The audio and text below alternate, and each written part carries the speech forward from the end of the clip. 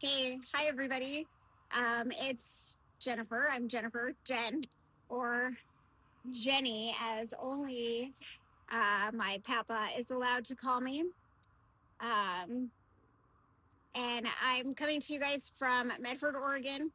I couldn't be there today. My husband planned an incredible 10-day trip that we've been taking through Northern California and into Oregon. So I am currently on a plane heading home as you're watching this.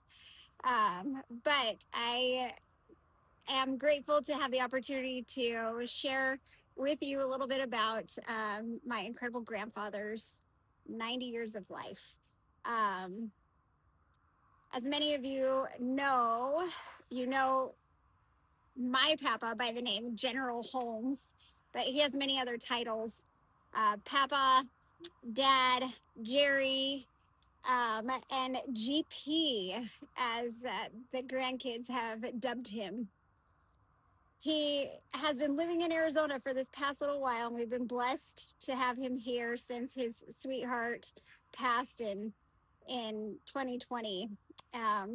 He's given us the opportunity to hear more about his life, to hear more about his incredible experiences.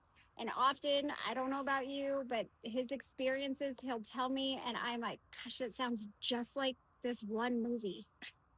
Like, are you sure this isn't that movie? Or maybe they made the movie after your life. That's what I often think.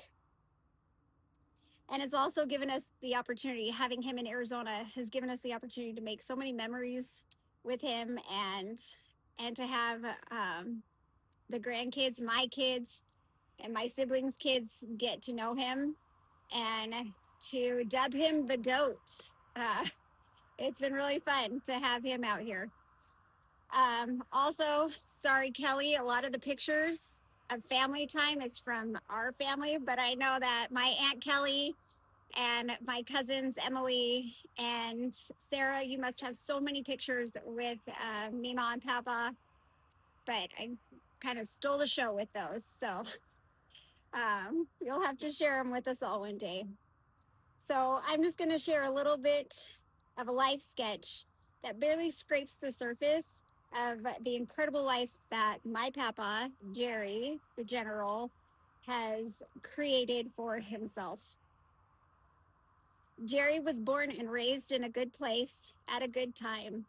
From a young age, he showed remarkable independence and determination. At just 10 years old, he took on his first job delivering newspapers, beginning a lifelong habit of hard work. He took on many tough and dirty jobs throughout his youth, always working hard for a future that he didn't see coming. Eventually, Jerry earned a Bachelor's of Science degree in geological engineering and began a professional career as an engineer for the city's service, a major oil company. But his calling to serve his country led him to report for duty in the United States Air Force. His military service was nothing short of extraordinary. He became a fighter pilot, later commanding a fighter group, a fighter wing, the US AWACS wing, and eventually leading the NATO Airborne Early Warning Force in Belgium.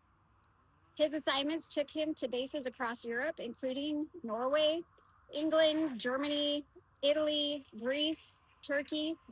Over the course of his military career, he was qualified in 18 different types of aircraft.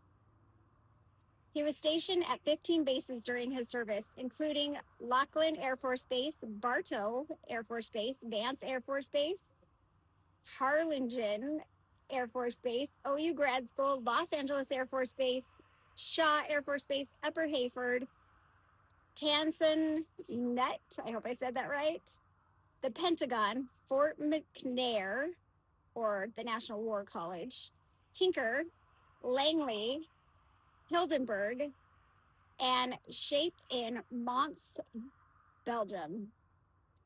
Beyond his assignments, he also traveled widely, visiting all 50 states and living in 8 of them, being California, Arizona, Idaho, Texas, Oklahoma, Florida, South Carolina, and Virginia.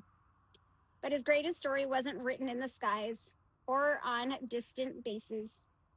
It began in second grade when he met the girl who would become his wife.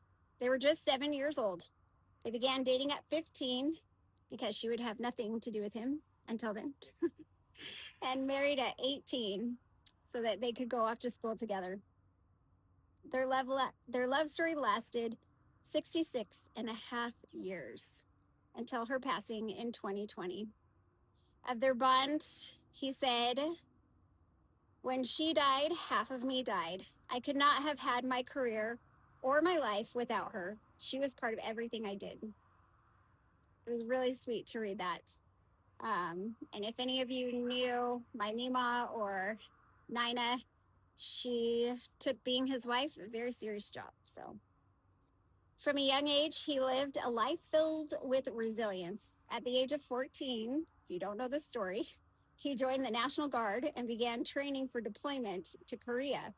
So he's training with the people who were deploying.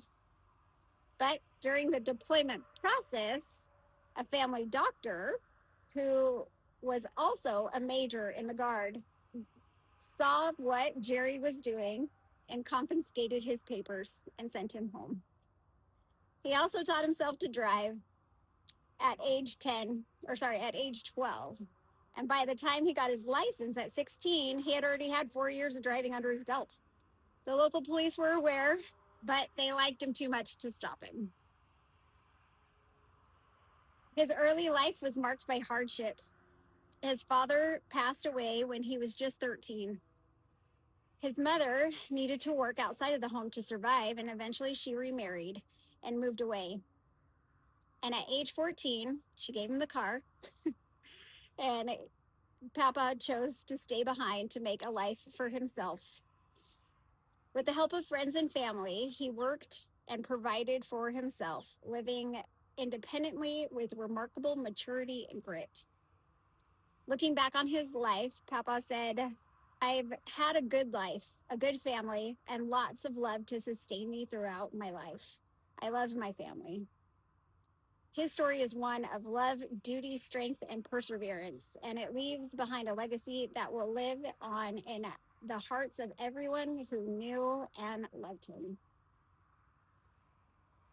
And I just have to say, on the behalf of myself and my husband and my boys, how blessed we are to get to have GP in our lives these last couple of years. That you've lived in Arizona, especially. You've always been such an inspiration to me and to my family, and I am so blessed that we got to spend so much time with you in these days. And happy birthday. 90 is incredible. I know you keep saying that you're ready to go, but I'm glad you're here, and I hope that you don't go anytime soon. So we love you so much. Bye.